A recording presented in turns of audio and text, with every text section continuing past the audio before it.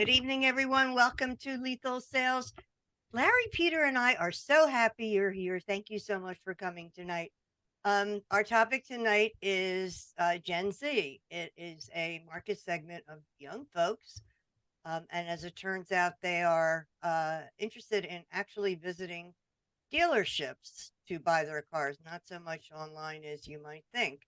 So, given that, what do we do to bring them in and really promote to them exactly in a dealership, in the dealership experience? Peter looks like he has something Peter, to say. that's you, my buddy. Well, thank you for laying the heavy lift on me this week. I appreciate it. Well, I was reading the other day on LinkedIn about how to market or how to communicate with the various groups of generations, and the Gen Z buyer, from what I understand from this post, was the two main sources of marketing to them were TikTok and YouTube, followed by Snapchat. And all three being not from that generation, the only one that I actually understood was YouTube, because I'm forced to watch that to get into Google now. Because if you want to watch a movie on Google, you have to go to YouTube. So I'm learning more and more about YouTube, and it's a marvelous thing, and the numbers are outstanding for marketing purposes. And it's like we talked about it today on the human side of AI with Glenn Lundy.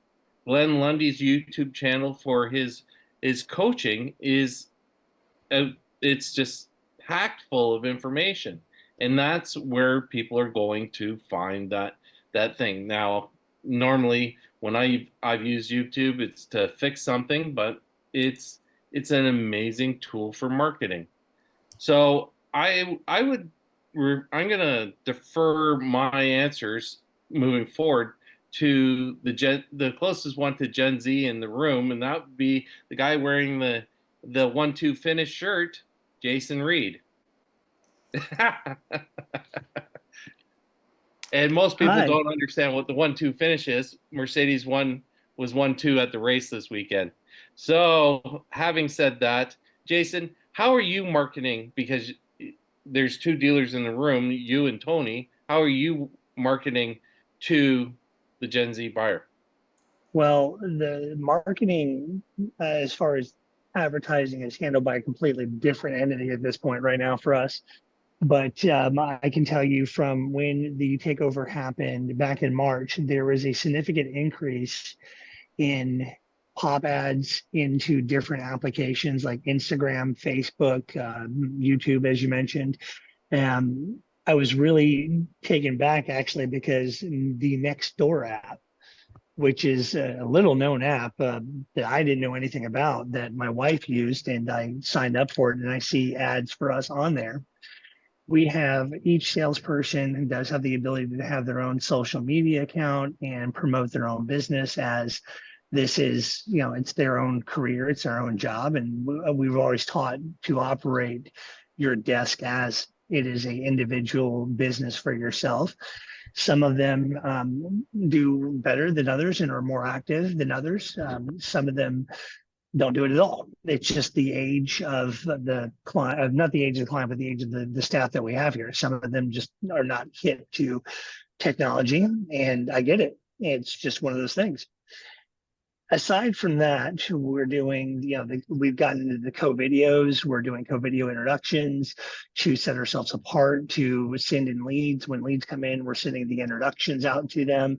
I have a group of three ladies, three of the salespeople that we have here that are on co-video. They're very involved with it, doing quite well with that on any emails to come in, doing thank yous and doing follow-ups and the initial put a face with a name kind of a thing. But other than that, it's a lot of it's word of mouth advertising. We're getting into more of the Google reviews, asking people to talk about us. Some of them will do the Facebook posts with their clients and ask them to post it on their page or ask permission to post it on their own personal page, which is fantastic. That's led to several referrals, word of mouth with the area as far as how we operate and who operates us now at this time has gotten around and our sales have increased. So we're pretty happy where things are at right now. Great. Tony, I got a question for you. Yeah. Now, we all understand there's basically 4 operational generations that are happening right now in our business: Gen X, Gen Z, boomers, and I forget the last one, but there's 4. Are you using in your marketing, are you using things like ChatGPT to change or leverage the communication to each generation in the verbiage, or are you just looking at opportunities that saying, let's leverage this technology specifically for this group of individuals? Because with Toyota, you have a client base that is very significantly leveraged against each model line, with tacos being a much younger age group than, say, Toyota Crown, where Toyota Crown is going to be a much older group. Would you use technology to differentiate that specifically? Hey, Peter, by the way, before he jumps in, I think you were the one you forgot was millennials. That's it. Well, Yeah. They're still here. And Gen Y. Yeah. So great question. So just to answer the first question, then I'll answer the second question for you. So yeah, YouTube's a big part of our strategy. I've got 2 channels. One has 12, almost 13,000 subscribers. We've got over 2,500 videos. Second one's about 8,500 subscribers, and that one is a personal channel of mine. But combined, we've got over 100 million views on our YouTube videos, and we produce walk around videos, or at least I do, and they're specific to kind of answer your second question. When I do them, I am creating these videos not for entertainment purpose, which a lot of videos are all about entertainment, reels especially, right?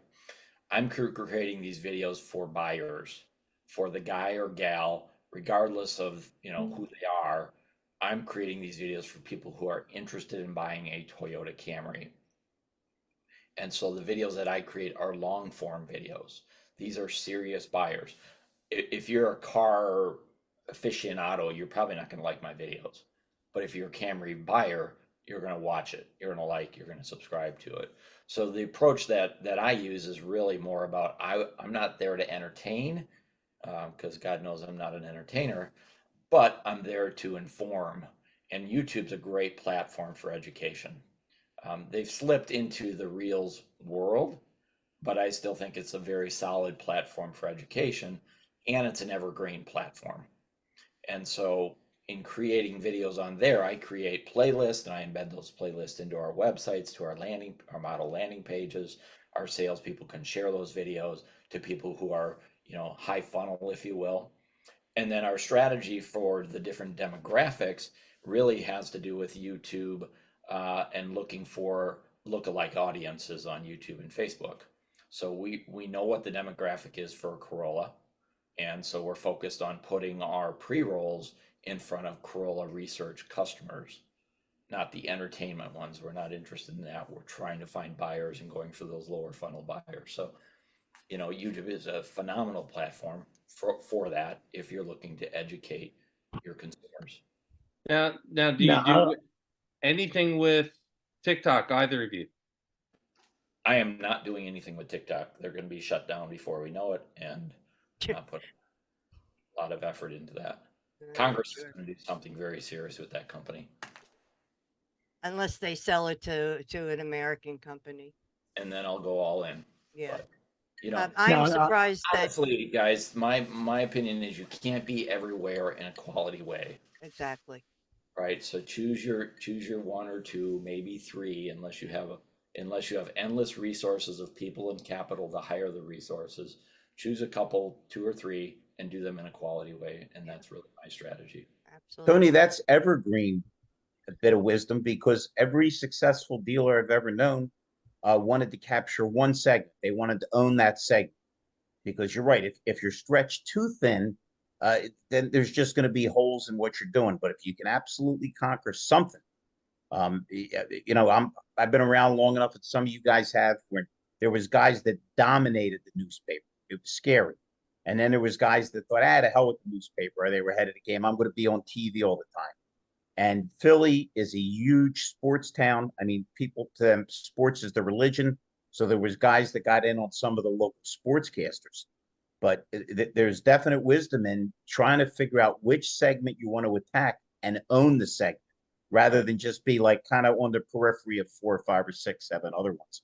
I think I'm probably the least experienced guy to mention this on here, but a guy told me a long time ago, said, Feldman, if you tell me you're handsome, doesn't mean a damn thing. But if 3 women say, boy, that guy's handsome, means something. I think sometimes we get a little too absorbed in the owner, the GSM. Hey, if you can get more and more of your customers, particularly the younger ones, to do a video, to say, well, I can't believe how I was treated, and then possibly integrate the sales manager for 3 seconds, but make the star and the feature based around the customer, particularly the younger ones. Listen, Russell, we're older and wiser. Well, I'm older, you're wiser.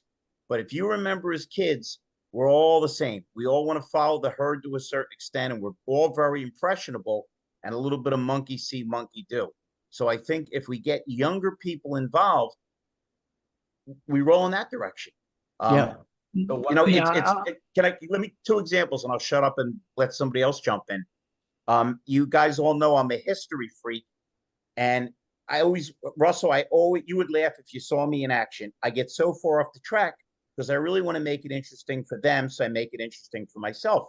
And I started talking about Kennedy, and I said, if you don't believe we're influenced, and we're still influenced by people, Jackie Kennedy had this hairstyle, and every woman in America seemed to want to have that hairstyle.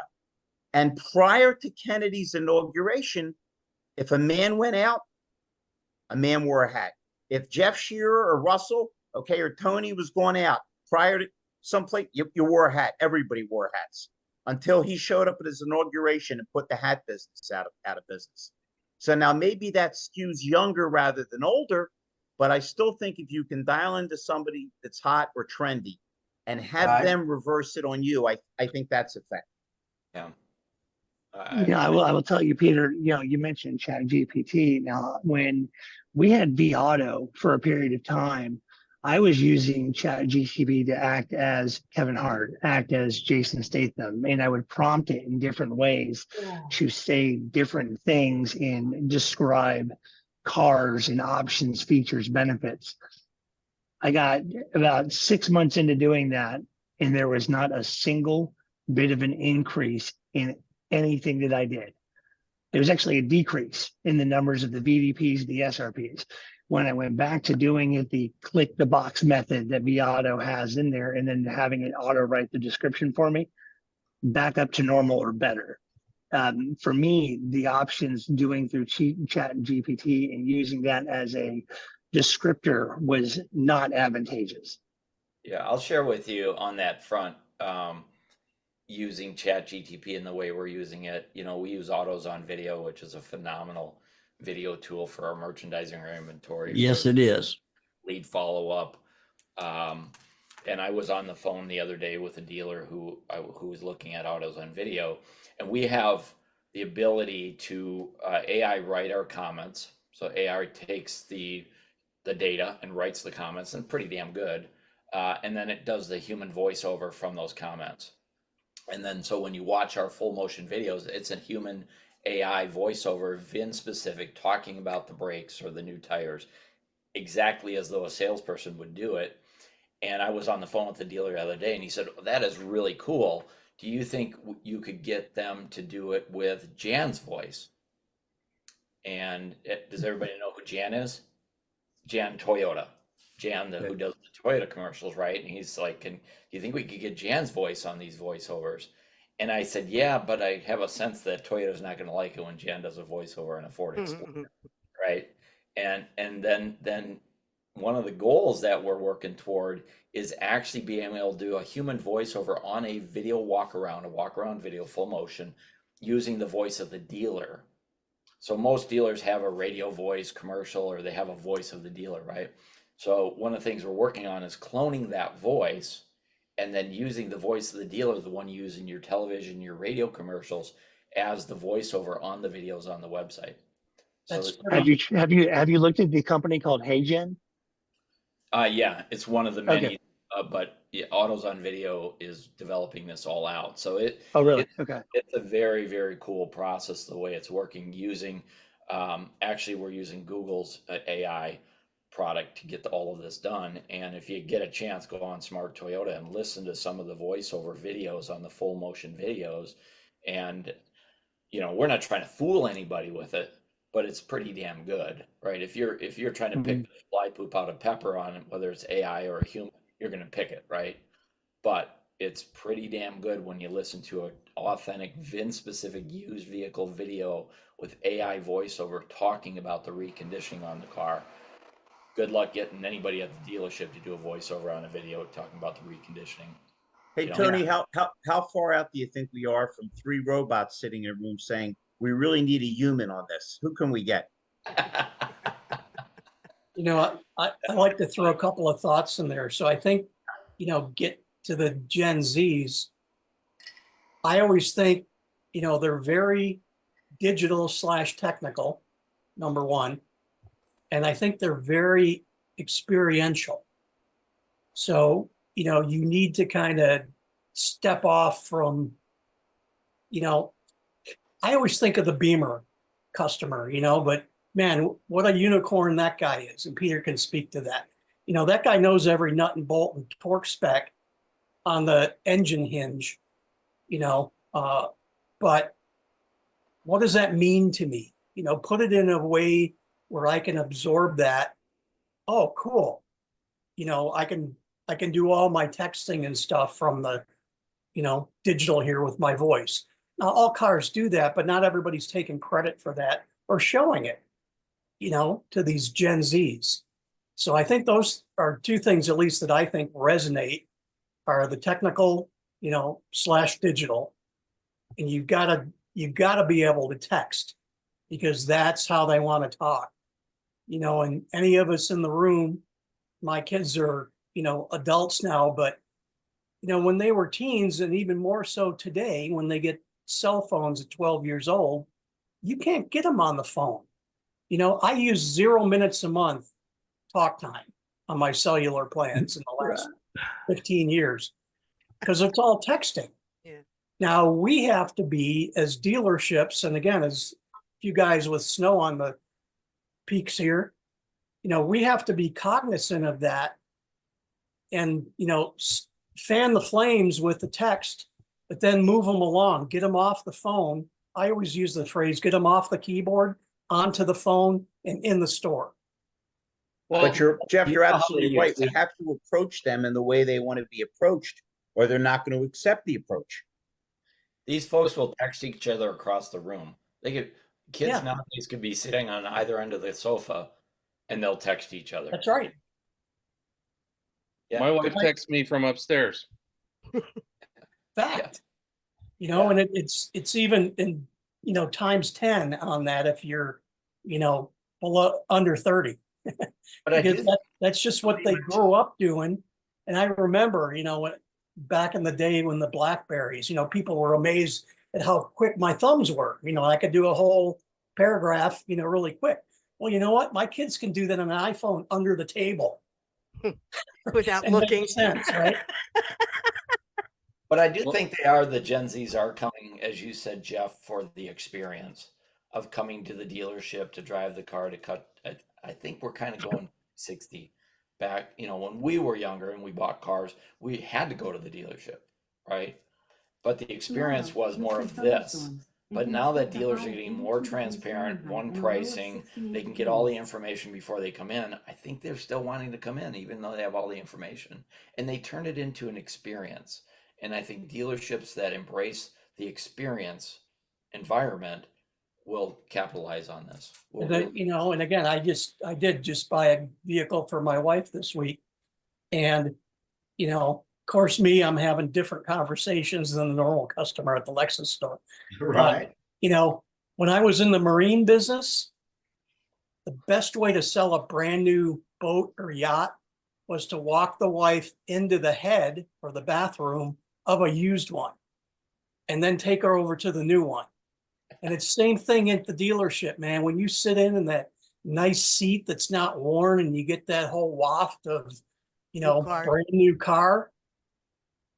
But the whole point, to Tony's point, we still got to get them in the store. Well, Hey, Jeff, I would fight back on that. I think you have to be flexible. You have to be more flexible today than ever. And this idea of just get them in, well, it'll work some of the time. It's also going to rub people. So I think you really have to be flexible.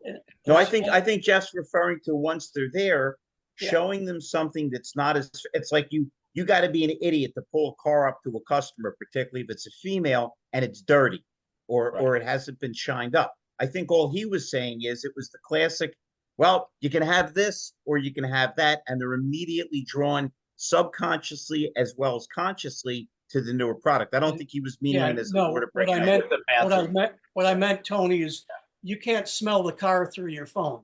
Right. You And I know, probably don't want to. And if I can, I probably don't want to buy it. my question is, Jeff, did they confuse you with the Generation X? no, No. they were polite. Hey, we haven't heard from my buddy Mike Larkin. Mike, what are your thoughts on this, man? You spend all damn day on the computer and ideas, thoughts. What are your thoughts here? I'm sure you I'm have just something going back in salient. my mind to 2015 January is when we first came out with review videos, and it's not the video that's impressive, and it's done very professionally, but it's the fact that we did in the past have the ability to rank it onto the first page of Google. Well, what does that do?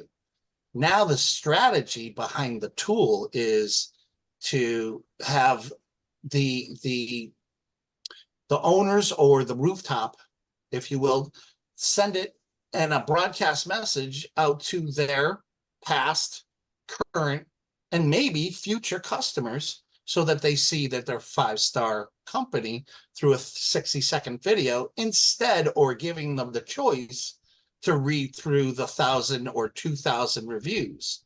Now, what that does is it makes you different in the marketplace. So the younger crowd is definitely going to press the video to watch a 60-second video because everybody reads reviews in order to determine, hey, is this a reputable company to do business with? Now, that's only 25% of the 75% of online shoppers for a car. There's 25% of the 100 that are tire kickers. And there's a percentage of them are Gen Z, you know, what we're talking about here. But there's a huge opportunity to drive traffic that isn't showing the inventory. There's ones that go specifically to see if this is a company that they would like to do business with before they make an engagement, before they call, text, or fill out a form. And that's an opportunity that's still right there in front of the whole industry that is starting to wake up. They don't know how much they're missing. But as far as Gen Z, would they want to watch a 60-second video or click on and start filtering through the hundreds or thousands of reviews? I think the answer is clear. So let me ask you this, Mike. I wonder about that, if you don't mind. I just Go on. wonder about that because, you know, none of us in this room are even a generation close to Gen Z. Sorry, guys and gals. We are. You know, there's a generation between us, right? Jeff, I'm on to your tricks. So I'm not sure we can guess it. Now, we can look at the data to make informed decisions. But I wonder, does Gen Z want polished or raw? Do they want the overly commercial, polished advertising, or do they want the raw, here it is? I'm real? taking raw. Me too. No, And I just wonder about that a lot. Should I up my game? Should I get better lighting? Should I get a better mic? Should I get a better looking person? Should I get a fresh haircut? Do I need to brush my teeth? But they don't What do I trust. shoot and scoop? They don't trust the man. They don't trust what the factory tells them, right? And even if they do, they're going to bristle from that, because I'd rather see the guy on an independent doing the walk around on the vehicle I'm interested in, because that resonates with me. I think they're going to fact check the man, Jeff. I think they're going to fact check the man. So they'll watch the man and then they'll fact check him against others that are more authentic, more real, right? Well, I can you're put on the makeup and get in the studio and they're going to fact check me every time. You're not going to watch just one video. Right. You're going to watch a handful. Yeah. I think so. Right. So just to piggyback on that, Tony, Wendy suggested that I do some personal videos, sort of like what Larry's doing, but not as polished as Larry is behind the camera. And so I started doing these walk in the park videos, and I do them in a single take, no script. There's the topic. I'm going to talk about it for 2 minutes and 30 seconds on average. And I'm just walking down the pathway in the park. If there's mistakes in it, everything, they stay. I don't care. It's about being authentic. Well, in that video series, I've had more response than any other content going out there because of its authenticity and its rawness, because there's mistakes in it. It's real. It's life. That's where I'm getting my greatest gain from. And just on that, and everyone knows that I'm pounding YouTube, I'm pounding LinkedIn every single day with new content, shared content, content for other people, everything. I'm 14 hours a day on LinkedIn. I've had a 96% lift in engagements and impressions since I've been doing these videos. So I think that rawness is a determining factor, not just for Gen Zs, but for everyone today, because the comments that are flying back to me are from all ages. So I would think the rawness is a key factor.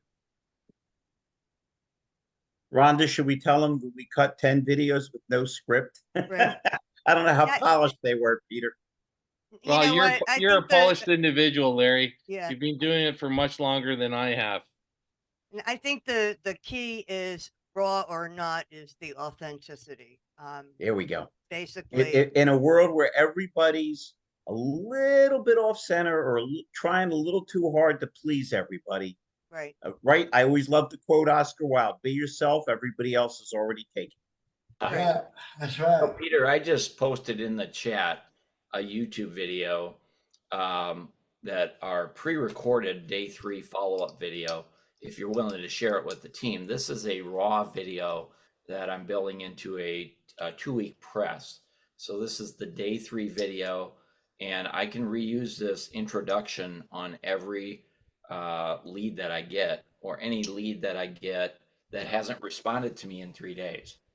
So if you have a chance and you watch it, it is non-specific in terms of the customer or the vehicle, but it comes across, in my opinion, comes across raw and authentic. How long is it, Tony? 20 seconds, something like Why that. don't you play it? Rhonda, Can you play it on the that screen? for us? got it, You are Peter? the How do you I are add the that queen to of the sharing screens. Yeah, I share can. screen? Yes. Play it. If it's 20 seconds, hey, we're lucky enough to have you for a whole show. Play it, damn Yeah. thing. It's disabled for me to share my screen. So if anybody, Peter or Rhonda, Rhonda has the comm. you can probably pull it out of there. But again, while she does that, this is a 20-second or so video of me walking on the lot. It's pre-recorded. It can be used for every 3-day follow-up video. Are you able to grab that, Rhonda? Hang on. I have to replay it because Either that or share the screen with, or give control to Tony. Yep. So the idea behind these is you can pre-record introductions for 2 weeks, 5 or 6 introductions, and reuse them over and over again. One of the challenges in the 15 plus years that I've been doing video and getting salespeople to use video in their follow-up is they just won't do it. They won't go out, put a camera, and walk Right. in. Because Even- they think they have to be polished and, they're too critical themselves. I'm even that way. Right. But I think it's true. And I think I heard this from Tony or somebody. But I'm thinking Tony, because we talk about over 80% of all consumer consumption today is video based. People want to watch videos. Yeah. And the less polished, the more they're watched. It's what I'm thinking. For sure. And even your top salespeople that do video, we can all think of one particular person. Wait, here it is. Go ahead, Rhonda. Turn up the volume or see, unmute it's too short to grab it. You want Word to in. No, it's your internet connection is what it is. go ahead and unmute it. Just hit the refresh button there. There you go. You got it. Yeah, you have to do it inside of Zoom. There's a far right hand side of Zoom, and you play audio, or we can't hear it. It's not this itself; it's the Zoom app. So as Rhonda's working through it, Sure. all I did was grab my iPhone and walked out on the lot and said, "Hey, it's Tony. It's been 2 or 3 days since we first connected, and I was thinking about you today. I found another vehicle. I thought you might be interested, and go ahead, watch the video, and call me back." Mhm. So Mhm. basically, just a quick and dirty. But the idea is, you can do it and reuse it over and over and over again for your 3-day follow-ups. Yeah. Customer's name doesn't use a specific vehicle. And so I've got salespeople that have recorded 6 of these. They're in the can. Day 1, day 3, day 5, day 7, and they're all unique. As they move through that 2-week process, the Mhm. video introduction gets more and more casual. So the idea is we're taking the relationship from formal on day 1, right, to casual on day 7 or day 10 or day 15. Well done, man. That's awesome strategy. There Yeah, is a video, one of the videos that I have them do, you'll notice in most of them wearing the dealership's shirt. But by day 10, I actually do a video, it's called the day off video. And it's an intro, kind of like the one you just saw, where the salesperson's walking the lot in a casual shirt. And the message is, "Hey, it's my day off. I'm here at the dealership taking care of a customer, but I saw a car I thought you might be interested in." I like that. Right? And Smart. so we're moving from this very formal relationship with the introductions to a very casual. And the faster, we all know people buy cars from people they like and trust, right? You've got to move them from that formal relationship to the casual relationship. And I've had a transplant 20 years ago, and my transplant surgeon, Dr. Perajuli, has bought four cars for me, 4 Toyota Siennas, right? And he and I have this super casual relationship. And he's the chief of transplants at the University of Wisconsin-Madison, the #1 transplant clinic in the United States, #2 in the world. But he and I and his family, his kids are like this. And it's because we took it from this formal relationship of my transplant specialist all the way down. And then one day he just said, "Tony, I need a van for my family." I love it, man. Right? I love it. I think that's what video can do. It can move you from that formal to that familiar, friendly relationship. So that last Hey, one we- you're talking about, Tony, that's also pre-recorded, your day off, whatever, and then you interject okay, awesome. Yep. Yeah. So all Love through. Hey, we got Wendy on. We're talking about how we can capture different generations of people, and obviously Tony was sharing some dynamite ideas on video. What are your thoughts, Wendy? We always like to hear from you. And hi, Fred. Hope you're feeling and rocking and rolling good, my buddy. I completely agree with Tony, first of all, and I and about the day off stuff and about all the relevance and everything else. So I'm working with a dealer down in Tucson, and I started I'm doing a coaching thing with their BDM, and The challenge is engagement. So, and I've tried different things because there is at times a generational thing. I mean, I can feel the response to me. It's all relative, you know, like when I was 23 and whatever, like I thought everybody over 40 was ancient, right? And we can't get past that. But anyway, fast forward to present day, I just keep trying different channels to see which one they're receptive to, because you can't put any generation, I don't think, in a box. And there were a couple of different things to contend with, like their loyalty to a manager that came on board that they traveled over with from Power Sports. And I completely understood that. The one person being the new kid, completely understood that, because I think there's a lot more with the younger, I can't believe I'm saying the younger generations, but which generation are we talking about? Gen X, Gen Y, Gen Z, I think, right? Gen Z. Yeah. So I think their perception of what's important is different, and their priorities are different. And you know, they don't value and I don't think it's a generational thing, like because we're the older ones, because I don't think, because our senior members were different when we were the younger ones, right? But anyway, let me land the plane. Let me land the plane. So she couldn't get it virtually. So I drove down there. I'm like, that, let me drive down. She didn't want to do the videos. She was alone in the office. She didn't have the two girls that had been there longer than her. She's like, I just can't get it. I look on my desktop and I watch the teleprompter. They've got co-video. I watch teleprompter. I get nervous. I said, well, then take your phone. I said, you like to do selfies, right? You like to do social, right? Yeah. You send videos to your friend, your FaceTime your friends, right? Take your phone outside. Well, how am I going to get it in co-video? I said, you download the mobile app. So she hadn't been listening to that piece either. Anyway, then I went in an office to do a podcast with Richie Bello on Monday, and she went out in the lot and did a video. And then she came back in and she's like, oh, look, I did this. And she was amazed and she was sold and she was on fire and excited. And then I took one out and I even posted it. I said, hey, just down here, blah, blah, blah. This is my girl, Giselle. Say hello. And she said hello. I said, everybody show her some love. And then I got out of her view and I said, now walk around the lot. She just had a hearing impaired person and she didn't know how to reach out to him. She was going to email. I said, no, do a video. She said, well, I don't want it to go to the interpreter. I said, it's not an interpreter. It's an interpretive software that allows her to communicate with you more easily. Send the video. So she sent a video. Hey, so-and-so, it's great talking to you on the phone when you come in this afternoon, because it was a soft appointment. She didn't know what time. This is what the front of the building looks like. Go in here, blah, blah, blah. She was amazing. She nailed it. And then flip side, I got to tell you about another thing, another challenge, guys.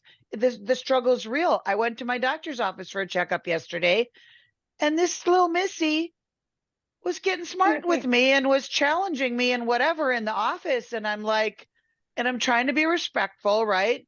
She was accusing me like, oh, you made a mistake. It was a memory test, right? She's like, oh, you made a mistake. And I said, well, you kind of said it fast. And then she's like, well, I asked you if you wanted me to repeat it. So she was argumentative.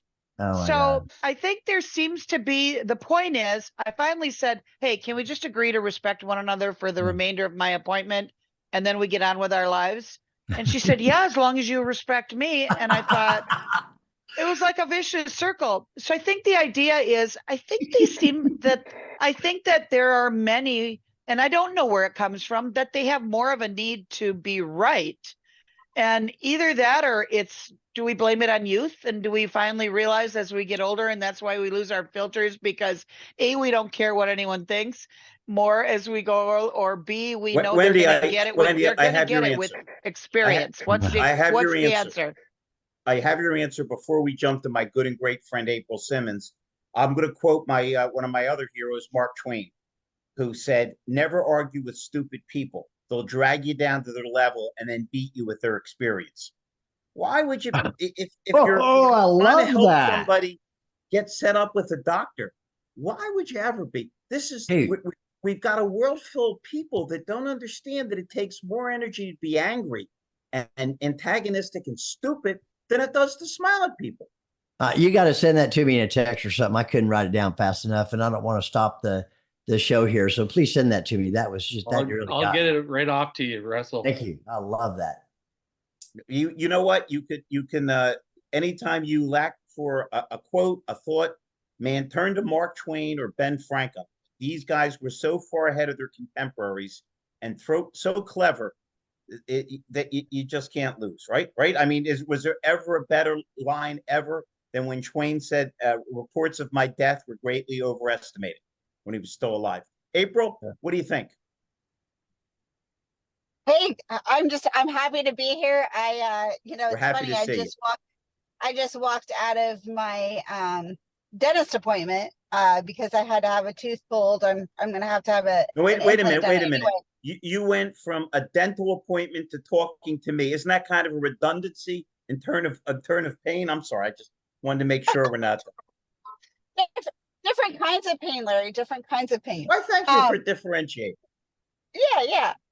No, actually, I was so excited that I got out fast enough that I'd actually be able to jump on for a few minutes because it's just a highlight of my week. And you know what it is? It's exactly what you just said, Larry. I think sometimes we get bogged down by so much negativity that all it takes is a quote or it is somebody smiling at you, or it is just that simple reminder of, hey, you control what's in your own head, and that controls what's happening around you. So I just think it's such a beautiful reminder every week, because everyone on this call is some of the best, most positive people, funny too, but just genuinely positive, even when they're mad, even when they're frustrated, even when they had their worst day.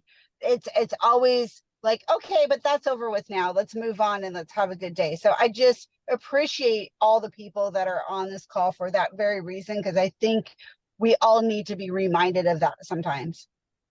Now I'm going to quote my father. We already talked about Mark Twain.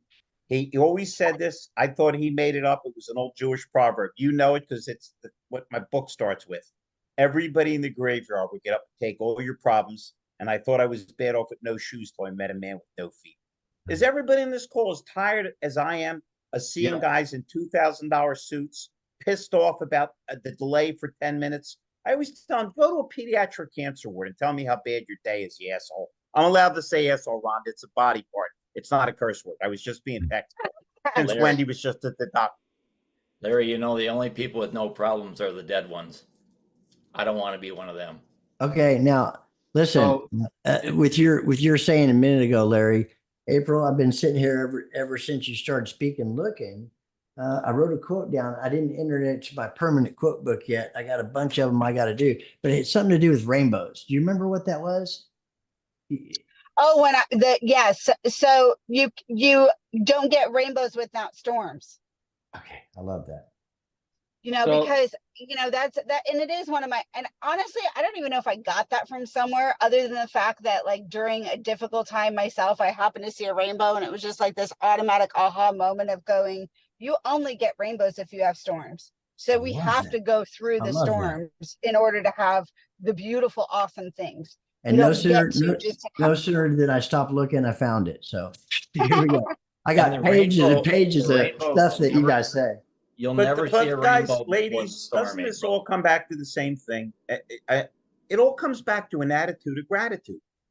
Mm-hmm. If you get up in the morning and you're smiling and you're happy, listen, I'll give you a classic example. I'll expand on what I started the call with. Rhonda is my right-hand girl, or I'm her right-hand guy, however you want to call it. And she said, Larry, I think you're funnier and better and smarter than the people on TED Talk, but I can't get through to TED Talk. We're going to do Larry Talk.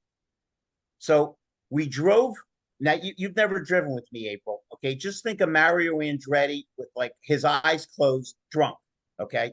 Yeah, I tend to drive very fast and avoid all constraints. So it was basically a 3.5, 4-hour ride up and back. Okay. I took 1 million calls. We were trying to figure out what scripts to do because I don't really do scripts. Guess what? We had a ball. We laughed our butts off. We had fun. We didn't go 4-hour trip with a lunatic, back and forth. It's your perspective.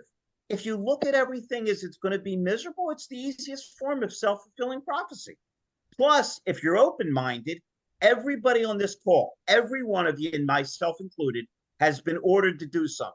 If you were in the armed forces, if it was your boss, if it was your father, I don't want to do this. And then you did it and you met somebody or learned something. You went, boy, am I glad I did this. Mhm. When you're open-minded to life, when you're excited. I mean, it's so funny. April says, I look forward to this every week. Well, we look forward to seeing you and we're disappointed when we don't. Okay. I think Russell Hill takes 4 minutes a day to go to the bathroom and drink a grapefruit juice. Other than that, he's on every podcast known to man. So when he's It's on our 5 podcast, minutes and it's water, not grapefruit juice. okay, there we go. Okay. But the beautiful thing is, what does that mean? It means he thinks this show's cool enough to be on. And I think, wow, the guy's so damn busy, he's here. Jeff Shearer's got 9 million things going on. Okay. Peter Smith has to illegally cross the border 7 times a day because nobody can do this much work out of Canada. Okay. Okay, but I do have to say, the one thing I did get from all of that and taking a mental note is that if Larry and I are in a car together, April SImmons is driving. Yes, yes. Because I'll tell you what. Hey, wait a minute. I'm not snacks taking a helped a bad lot. rap. That nun had no business being behind that tree. Okay. yeah, well, I wouldn't be able to pay attention because I'm it's a control thing. I know that, but it's also, I've been in a couple really bad car accidents. So even my husband, he's trained to be a driver. I can't pay attention.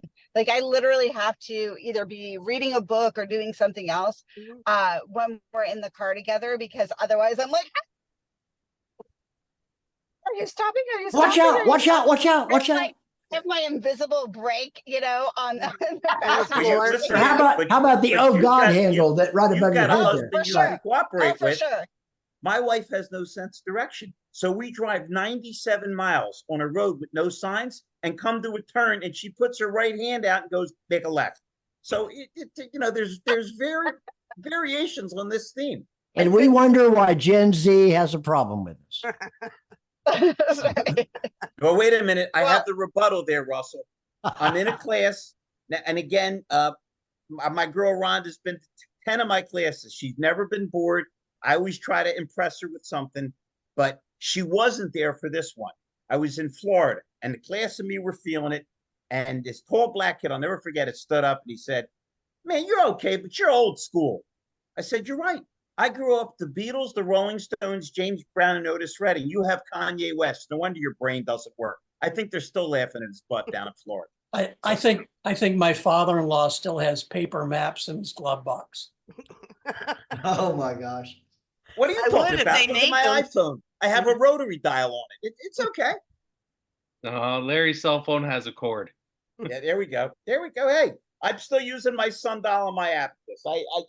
As my hero Popeye said, I am what I am. What do you want?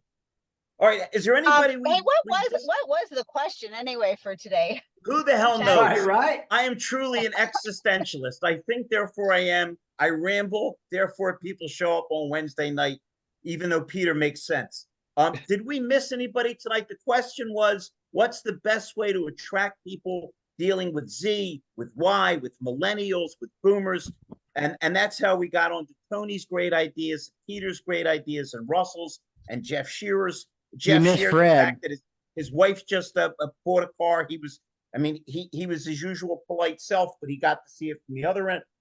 That's all. We were just looking for different thoughts and ideas on what we do to attract people and how, in case you missed it, Tony came up with a great thing where he has a day 1, day 2, day 3, and even a casual day thing where he says, hey, it's Tony.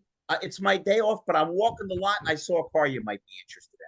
So we were just looking for different techniques, April, to, just to make this thing a little easier and be a little bit better. I think you just have to, match motivations with the rewards. And, whether we're selling or we're hiring, I think that's the key is we look at everything from our own perception and what motivates us, but everybody has different upbringings. Everybody has different motivations. And we see that. And sometimes it is, kind of what Wendy was saying, it is generational, but it is individual as well. So you can't always put a Z and a Z and an X and an X and a Y and a Y, because their upbringing might have been different, that yielded them a different perception and put them into a different motivation. So I think we just have to get out of this idea that it's a one size fits all and start matching motivations to rewards, and we would all be in a lot better shape. You know what, April? I'm gonna go. That was brilliant. I'm gonna go one step further. I had an unbelievably good month. I mean, I'm not bragging. I'm grateful. I got techs hired, advisors. A lot of you know G. Rattleback. What a great person. I'm going back to Scott Honda on Monday. You know what I really think we should look for? Happy people. Because really bright people that are miserable SOBs are useless. And people that the first question is, what's the pay plan, are useless.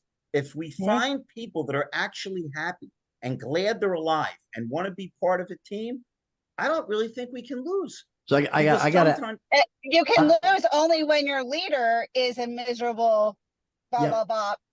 And they take those happy people and make them unhappy people very quickly. Right. So I agree with you, Larry, but you also have to make sure that you have a culture of happiness before you can just hire for happiness. Yeah, but we can solve that problem. Send them to Butler, PA. I think Trump's doing another rally, and the way the Secret Service is running, somebody's going to get killed. Go ahead, Russell. You were going to say something. I was just going to say Sorry, that. Russell. No, listening to you and April. So the other day, when my team, because they're responsible for hiring for their own members, but usually I'm there for the second interview. And we interviewed this lady, and I mean, it was such a great interview.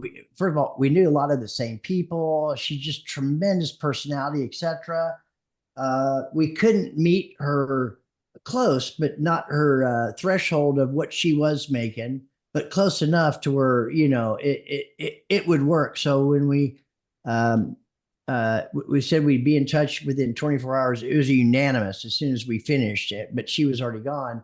So we reached out. Oh, I didn't reach out to her, but I had the director of client services reach out to her. She's going to be a performance manager. Anyway, she was so happy to get the call. She accepted the job without even knowing what the salary was until 6 hours later.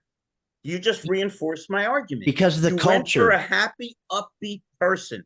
Right. Okay.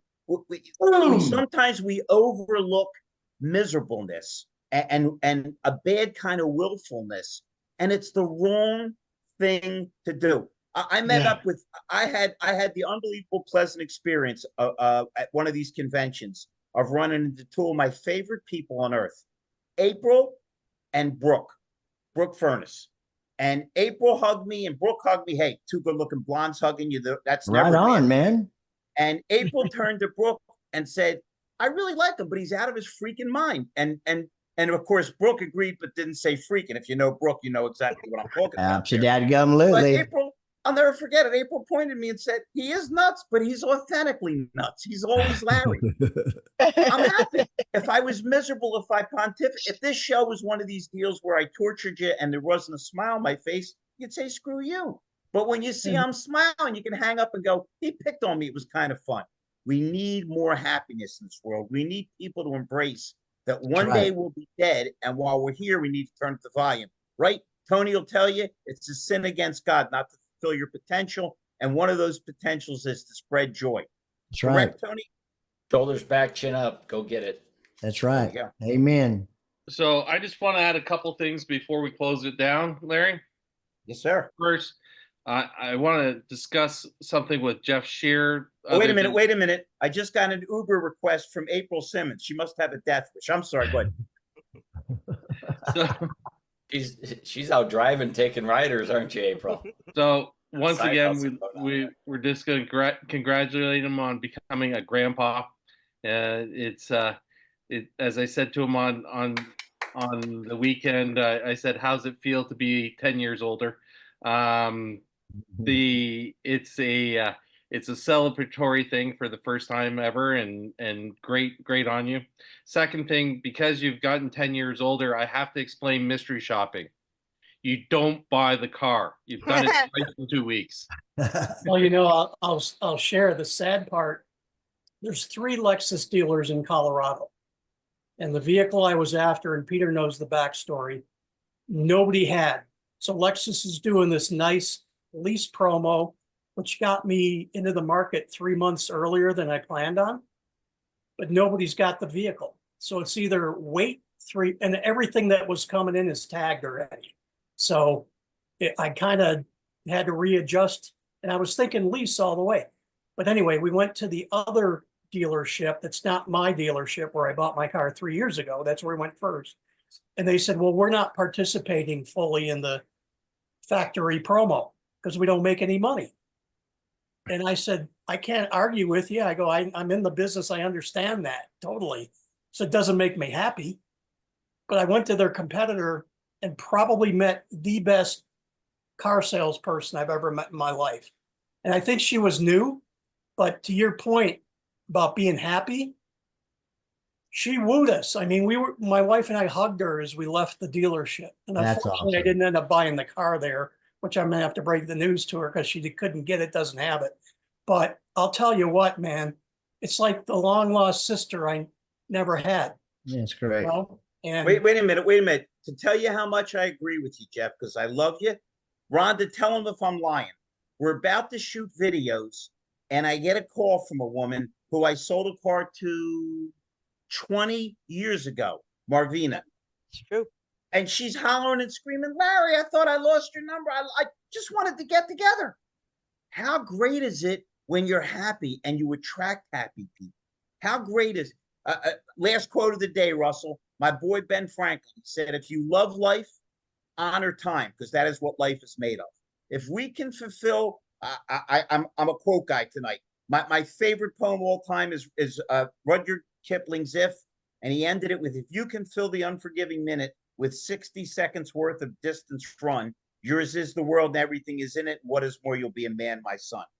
If we can get our lives set up, and listen, is there anybody on this program, no disrespect to all of you, nicer than Jeff Scherer? It might be a tie, but he's one of the nicest guys I ever met. And I met his son. His son's nicer than him. I'm gonna have to put Tony T real close to that, man. I'm gonna say. Thanks, Russell. Hey, Jeff, could you mystery shop my dealership, please? And with that, I want to just continue on one last thing here. Tomorrow night is going to be an absolutely spectacular clubhouse room. The co-host of the room is the one and only Larry Feldman. He's going to be sharing it with Zach McVicker and Thomas. So we're going to talk about right from recruitment all the way to getting on the playing field. It's going to be an amazing show, and it's going to be filled with information. It's going to be more of a panel discussion for the first 40 minutes, and then an open forum after that to ask all these guys exactly. Put me in, coach. I'm ready to play. Come on. Yeah, and you better be using John Fogerty's Center Field as the music to start the damn show. You know, I've already chosen that. So yeah, can't use Rush for Tony, but we'll definitely put in John Fogerty. Exactly. Can we end tonight's show with my favorite way to end a show? Russell, you know this. Mike Larkin, you know this, right? Right? Forgive, focus, lie. Focus. Y'all know that? Y'all know forgive, focus, lie? Yep. I saw that first time about 2 months ago. You gotta be there. They were my very first podcast I ever did. Was tomorrow morning. We'll be on tomorrow morning. Yep, be there. Love it. What time, Tony? 6:30 Central. Brewing for Solutions on Clubhouse. We're there every Tuesday and Thursday at 6:30, and we have a great room. Russell's there, Mike's there. We get to go in tomorrow. We're going to share our success. Yeah, it's about 30 minutes long, and it's nothing but grateful attitude of gratitude people. One is the Great News Meeting, and what is the other one? Brewing Solutions. Right, Brewing Solutions. So that's 6:30 a.m. Central. Yeah. Nat Banks is our host for that. Nat Banks is our host. He does a great job. So come on in tomorrow. You'll love it. Forgive, focus. Hey, I love you guys, but 14 hours in this chair. It's time to take a break. Good night, everybody. Thank you all for coming. Right. Thank you.